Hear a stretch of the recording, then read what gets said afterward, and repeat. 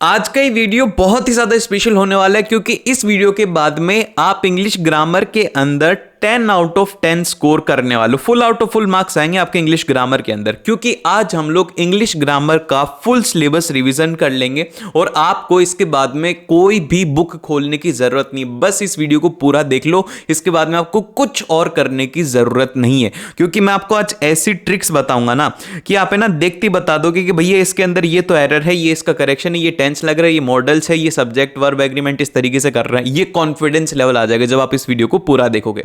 और उसी के साथ में जल्दी से इस वीडियो को लाइक कर देना ताकि ये वीडियो आपके पास में सेव हो जाए, और सब्सक्राइब कर लेना ताकि ऐसी और अच्छी वीडियोस मिल पाए, और दोस्तों के साथ में शेयर जरूर से कर देना। तो फिर बिना टाइम वेस्ट किए हम लोग सीधा स्टार्ट करते हैं। सबसे पहले हम लोग चलते हैं, जो हमारा पहला टॉपिक आता है वो आता है सब्जेक्ट वर्ब एग्रीमेंट। अब देखो मैं इसको बहुत अच्छे तरीके से आपको बताता हूं कि ये है क्या, सब्जेक्ट वर्ब का मतलब है क्या।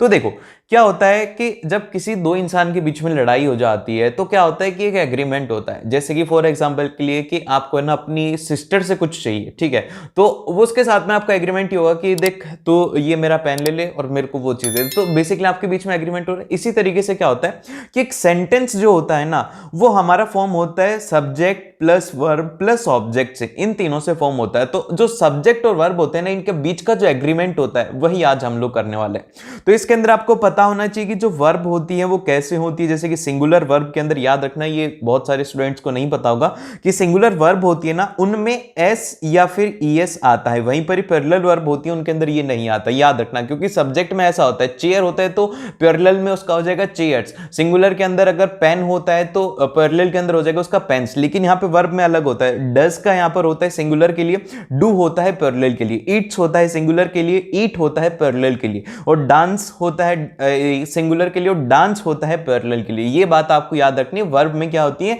पैरेलल वर्ब के साथ में एस और एस नहीं आता।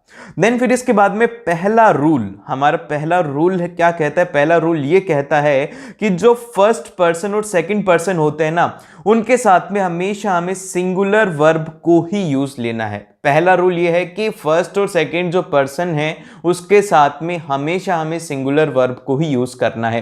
अब फर्स्ट पर्सन में क्या क्या आ जाएंगे, फर्स्ट पर्सन में आपके पास में आ जाएगा आई आ जाएगा, वी आ जाएगा, ये दोनों आ जाएंगे आपके फर्स्ट पर्सन में, और सेकंड पर्सन में आ जाएगा आपके पास में वो आ जाएगा यू। ठीक है, इन दोनों के लिए आपको क्या करना है, सिंगुलर वर्ब को यूज करना है। अब देखिए यहां पर एक एरर आता है, लेकिन यहां पे आता है एक एक्सेप्शन। देखो एक्सेप्शन बड़ा इंपॉर्टेंट है क्योंकि एग्जामिनर जो है वो आपसे यही पूछेगा। बट वाला जो पॉइंट है ना ये ध्यान से सुनना, इसमें लिखा हुआ है कि आई और यू जो होते हैं ना इनके साथ में पैरेलल वर्ब को काम में लेते हैं। अब ऐसा क्यों होता है मैं आपको इसके पीछे का लॉजिक बताता हूं। जैसे कि हमें ना यू हैज नहीं लिखेंगे, हम लिखेंगे यू हैव। अब ऐसा क्यों, ऐसा इसलिए क्योंकि फॉर एग्जाम्पल के लिए मैं बोलता हूं यू आर माई स्टूडेंट, आप मेरे स्टूडेंट हो। अब जैसे कि मान लो कि मेरी क्लास में ज्यादा स्टूडेंट, तो भी मैं यही कहूंगा कि यू आर माय स्टूडेंट। तो यहां पर क्या होगा कि यू जो है यहां पर एक सिंगुलर के लिए भी यूज में लिया जाता है, पैरेलल के लिए भी यूज में लिया जाता है। तो हम लोग प्रेफर करते हैं कि हम पैरेलल वर्ब को यूज में लें, तो इसलिए यहां पर हैव हम लोग इसमें यूज लेते हैं। इसी तरीके से आई का एक्सेप्शन है,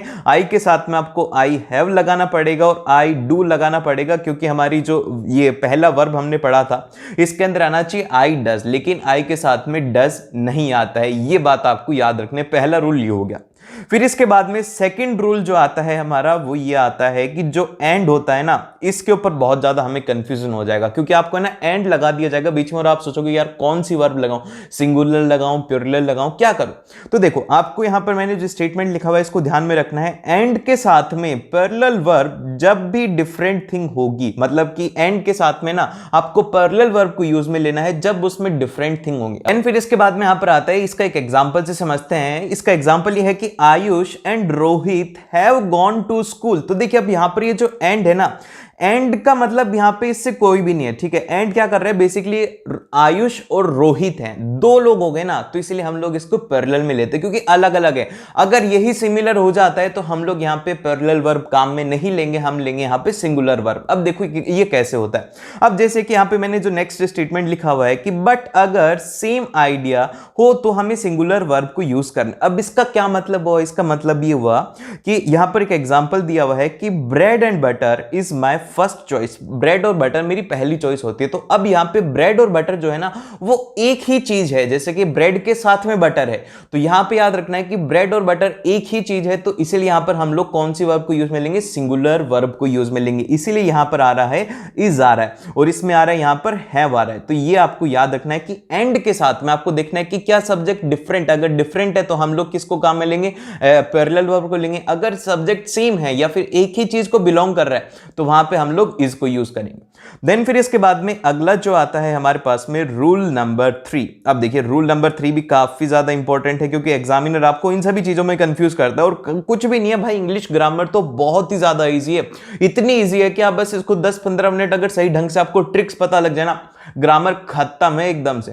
तो यहां पर हमारा रूल नंबर 3 क्या बोलता है, रूल नंबर 3 ये बोलता है कि अगर आपके पास में वन ऑफ आ जाए तो आपको कुछ भी हो जाए बस सिंगुलर वर्ब को यूज में लेना। इसके पीछे का लॉजिक क्या भैया, इसके पीछे का लॉजिक ये है कि एक कोई भी, जैसे कि यहां पर लिखा हुआ है, अब देखिए इसको ध्यान से देखिए कि one of my student is coming today, मेरा कोई एक स्टूडेंट आज आ रहा है। तो सारे नहीं आ रहे ना, तो क्या हो गया, स्टूडेंट्स में से एक है, तो एक के लिए हम लोग सिंगुलर को काम में लेंगे। तो आप है ना इसकी हिंदी करके भी है ना इनको आराम से कर सकते हो, तो आपको ये चीजें अच्छे से समझ में आएंगे। देन फिर इसके बाद में अगला जो आता है, अगला रूल जो है ये है कि इनडेफिनिट प्रोनाउन। अब इनडेफिनिट प्रोनाउन क्या होते हैं, इनडेफिनिट प्रोनाउन होते हैं हमारे एवरीवन हो गया, एनीवन हो गया, समवन हो गया, नो वन हो गया, ये जो होते हैं ये होते हैं इनडेफिनिट प्रोनाउन।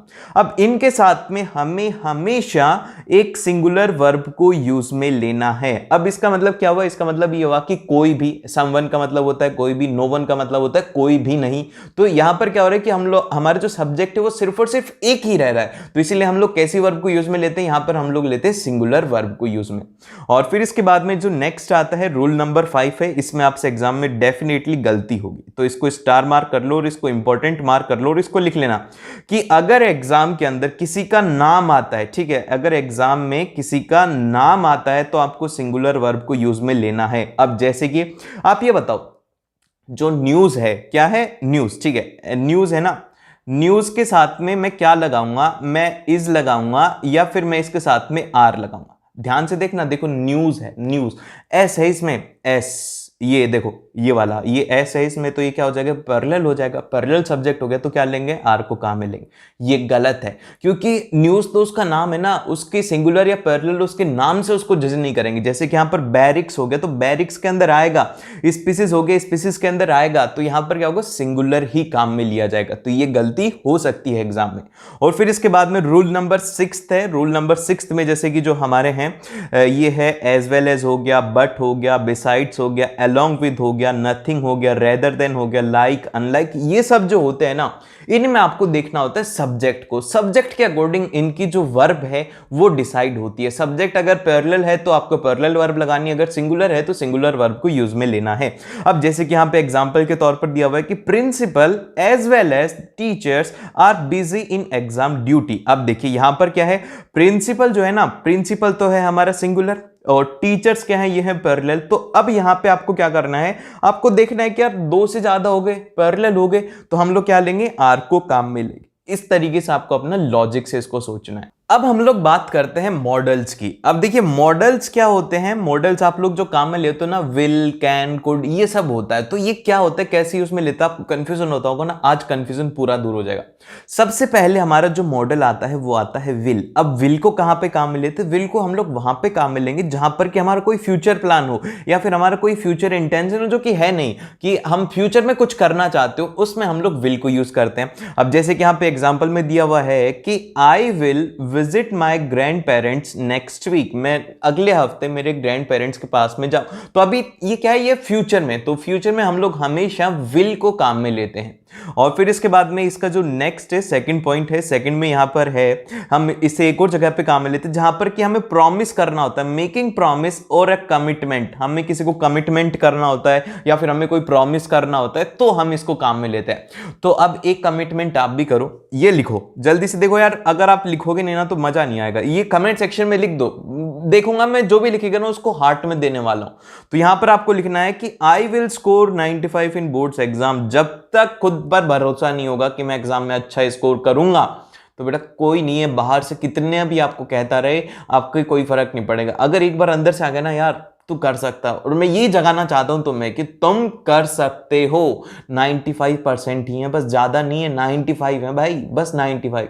तो ये अपना कमिटमेंट करो कि भैया हम मिलेंगे आपसे, हम ही करेंगे 95% स्कोर, ठीक है। और इसको हम लोग कहां पे काम में लेते हैं, इसको हम लोग काम में लेते हैं ऑफरिंग टू डू समथिंग, मतलब कि हम किसी को ऑफर कर रहे हैं कि भाई ये कोई हेल्प करवा दो, या फिर हम किसी को बोल रहे हैं कि क्या तुम ऐसा कुछ करोगे। तो एग्जांपल के तौर पर यहां पे है कि ये देखिए एग्जांपल ये है कि will you help me in cooking, क्या तुम मेरी कुकिंग में हेल्प करोगे। तो एक तरीके से आप किसी से हेल्प के लिए पूछ रहे हो, तो इस केस के अंदर भी आप विल को यूज कर सकते हो। देन फिर इसके बाद में जो नेक्स्ट आता है वो आता है हमारा कैन। कैन को हम कहां पे यूज में लेते हैं, कैन को हम वहां पे यूज में लेते हैं जहां पे कि हम कोई भी जो एबिलिटी है उसको एक्सप्रेस कर सकते हैं। अब जैसे कि आपके पास में कोई भी एबिलिटी होगी, आप उसको बताने के लिए क्या कहोगे, जैसे कि मैं बोलता हूं कि I can speak English very fluently, मैं इंग्लिश को फ्लुएंटली बोल सकता हूं, तो ये क्या है, ये है मेरी एबिलिटी है। I can teach students very well, तो ये क्या है, ये मेरी एबिलिटी है कि मैं स्टूडेंट्स को अच्छा पढ़ा सकता हूं।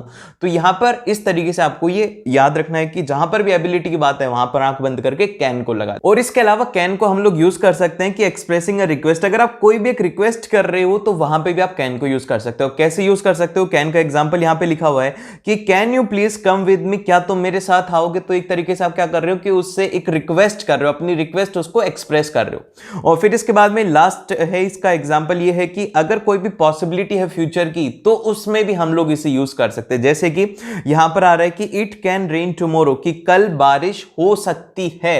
अगर हमें फ्यूचर की एग्जैक्ट प्रेजेंटेशन करना हो, अगर एग्जैक्ट जो हमारे को पता है कि फ्यूचर में ऐसा होगा, तो वहां पे हम लोग विल को यूज में लेते हैं। और अगर हमें प्रेडिक्शन करनी हो फ्यूचर की तो वहां पे हम लोग कैन को यूज करते हैं। देन फिर इसके बाद में जो नेक्स्ट आता है वो आता है हमारा कुड। और कैन में डाउट होगा कि कैन और कुड कहां पे काम मिलेंगे। तो कैन और कुड को सिंपल से याद रखो कि जो हमारा कैन है ना, ठीक है, कैन को आप ये मान लो कि कैन की जो पास्ट है ना, कैन का अतीत वो है ये, ठीक है, कि पास्ट के अंदर बेसिकली आप क्या करते हो, एबिलिटी बता रहे हो कि आप पास्ट में क्या कर सकते थे। अब जैसे कि एग्जांपल के तौर पर ये है कि I could swim when I was young, मैं जब जवान था ना, मैं ना बहुत अच्छे से स्विम कर सकता था। ये एक बुढ़ा इंसान बोल रहा है, ठीक है। तो ये क्या हो गया, एक तरीके से आप अपनी एबिलिटी को बता रहे हो कि पास्ट में ऐसा हो सकता था।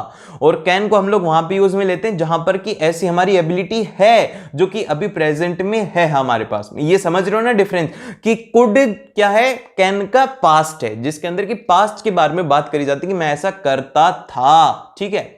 और फिर इसके बाद में जो नेक्स्ट आता है हमारा बी वाला, बी के अंदर कहा गया है कि अगर आपको कोई भी पॉसिबिलिटी बतानी है भैया पास्ट के अंदर ही कि ऐसा कुछ पॉसिबल था, ऐसा कुछ हो सकता था, तो वहां पे आप इसको काम में ले सकते हो। जैसे कि if I had more time I could score better, अगर मेरे पास में थोड़ा टाइम और होता ना तो मैं और अच्छा स्कोर कर सकता था। यह भी हो सकता है कि if I had more time I can finish my homework. तो इस तरीके से आपको देखना है कि क्या पास्ट में जा रहे हैं या फिर फ्यूचर में जा रहे हैं। मैंने सॉरी कुड की जगह पर कैन बोल दिया, उसको करेक्ट कर लेना कि if I had more time I could finish my work. और फिर इसके बाद में जो नेक्स्ट आता है वो ये आता है कि आप कोई भी एक हाइपोथेटिकल सिचुएशन को एक्सप्रेस करने के लिए भी कुड को काम में ले सकते हो। जैसे कि यहां पर दिया हुआ है कि if it rain we could stay indoors, अगर बारिश होती है तो हम लोग घर पे रहेंगे। ये इस तरीके से कि आप है ना एक तरीके से हाइपोथेटिकल सिचुएशन इमेजिन कर रहे हो कि बारिश हो रही है तो हम लोग घर पे रहेंगे। देन फिर इसके बाद में जो नेक्स्ट आता है वो आता है हमारा मे हम कहां पे यूज में लेंगे, मे को हम वहां पे यूज में लेते हैं जहां पर कि हम कोई सजेशन दे रहे होते हैं। जैसे कि आप किसी को सजेशन दे रहे हो, यहां पर आपने बोला है कि we may want to arrive a little early to avoid traffic. Basically आप उनको सजेस्ट कर रहे हो कि हमें ना थोड़ा ना जल्दी आना चाहते हैं ताकि ना हम ट्रैफिक से बच पाए।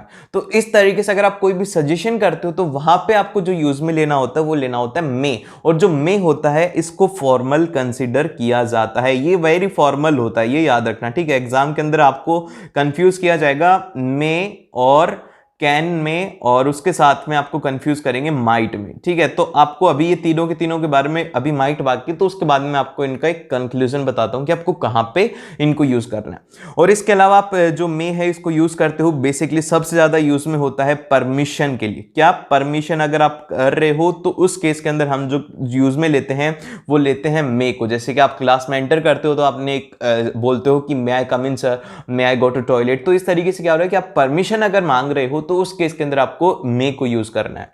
और यहां पर जो मे होता है, जैसे कि may I use your phone to make a call, क्या मैं आपका फोन यूज कर सकता हूं एक कॉल के लिए, तो इस तरीके से अगर आप कोई से परमिशन ले रहे हो तो वहां पे हम मे को यूज करते हैं।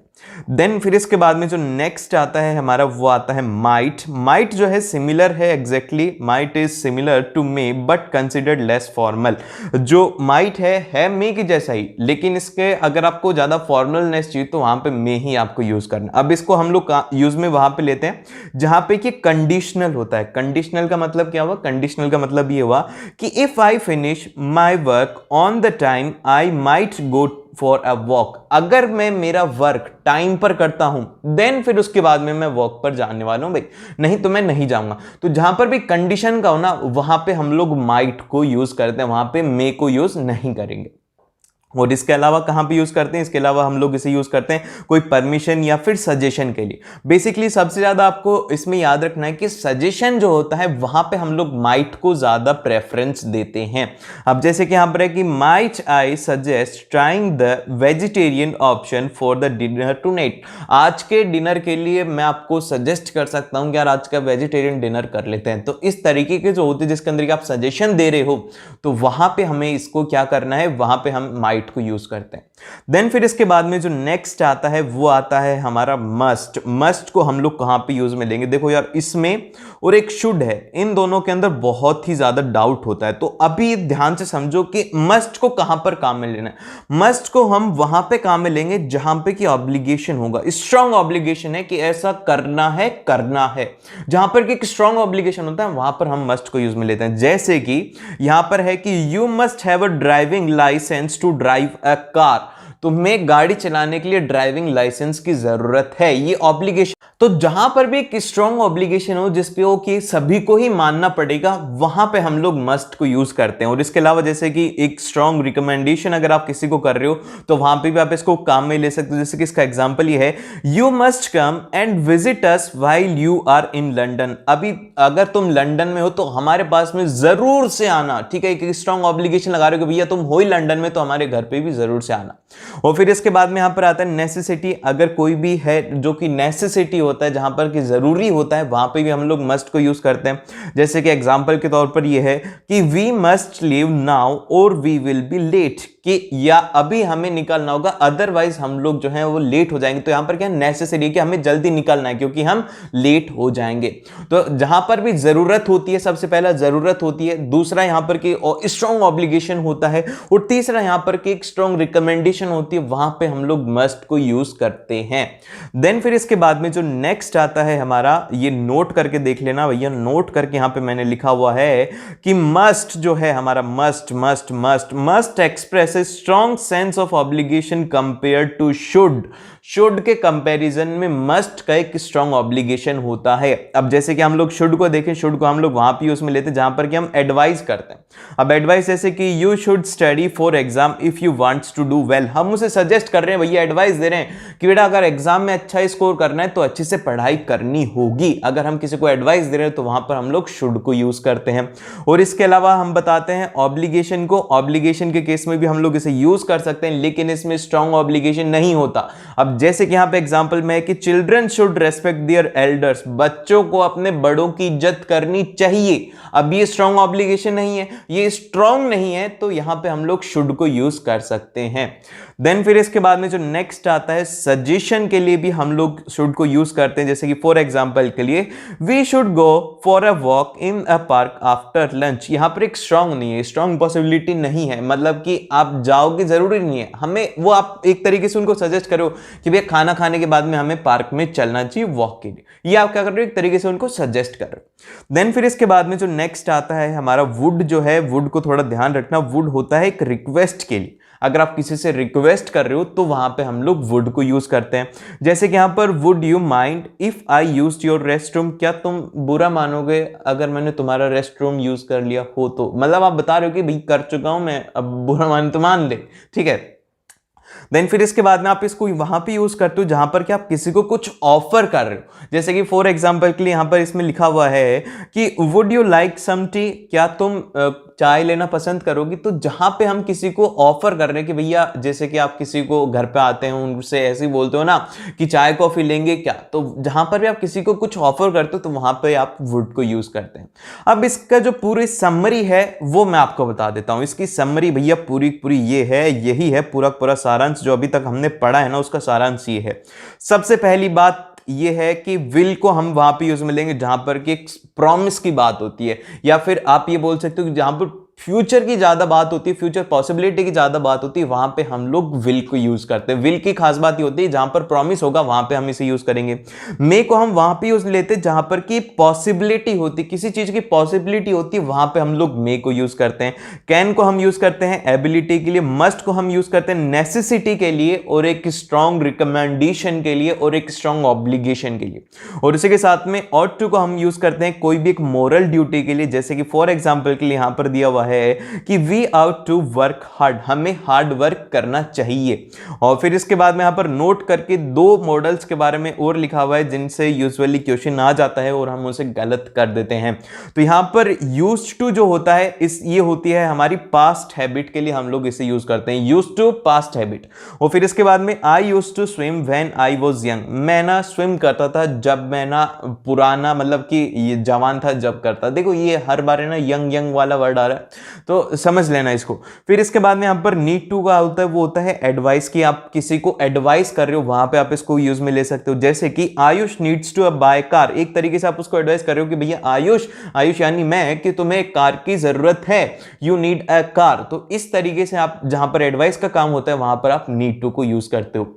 अब इसके बाद में हम लोग बात करते हैं रिपोर्टेड स्पीच की। अब देखिए रिपोर्टेड स्पीच में सबसे ज्यादा जरूरी होता है ये जो कन्वर्जन होते हैं ना, हम इनमें कंफ्यूज हो जाते हैं कि किसको कैसे कन्वर्ट करें, यहां पर ही सबसे बड़ी गलती होती है। तो ये है एक आप लोगों के लिए मैजिक टेबल है, आप ये इसको याद रख सकते हो कि भैया ये टेबल्स है ना, आपके सारे क्वेश्चन सही हो जाएंगे।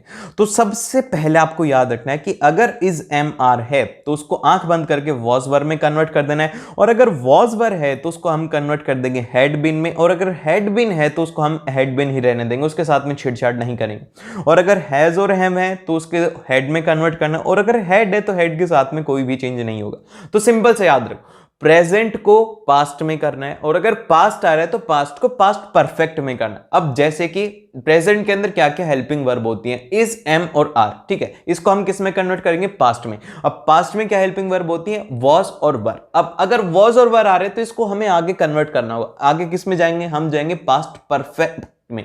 तो पास्ट परफेक्ट में हम लोग कौन सी वर्ब को यूज करते हैं, वो हेल्पिंग वर्ब को, वो करते हैं हेड को, तो हम इनको कन्वर्ट कर देंगे हेड बीन में।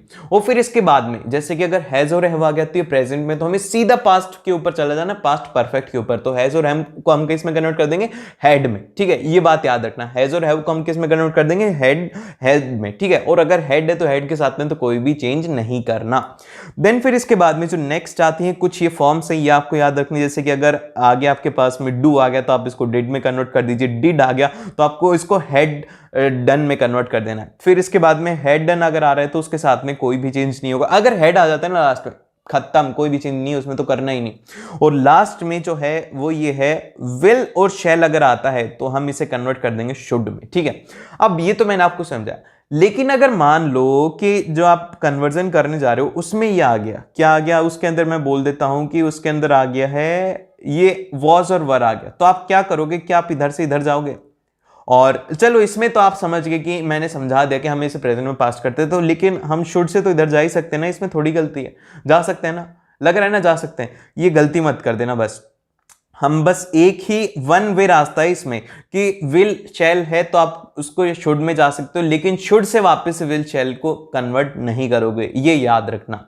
और फिर इसके बाद में एक और कुछ हैं, 3 और हैं जो कि आपको अच्छे से याद रखने हैं। सबसे फर्स्ट जो है वो है हमारा मे और कैन को हम कन्वर्ट कर देंगे माइट में और कुड में।